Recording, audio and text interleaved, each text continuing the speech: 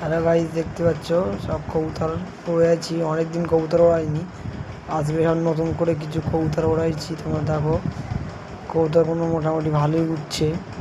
কবুতরগুলো সকাল 7টার সময় উড়েছি, এখন প্রায় 10:30 বাজে। কবুতরগুলো এখনও উঠছে ভালো বেগে।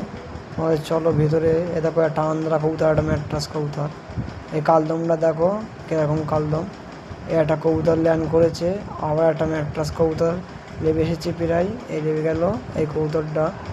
এখনও কিছু কবুতর উঠছে। একটা ডাক দেখো, কালদম কবুতরটা ডাকটা দেখো কীরকম ডাকছে। কালদম কবুতরটা দেখো, এই দেখো লক্ষা কবুতরের পিঠে হয়েছে, আর যেই সবুজ কবুতর উঠছে ওর পিঠে হয়েছে।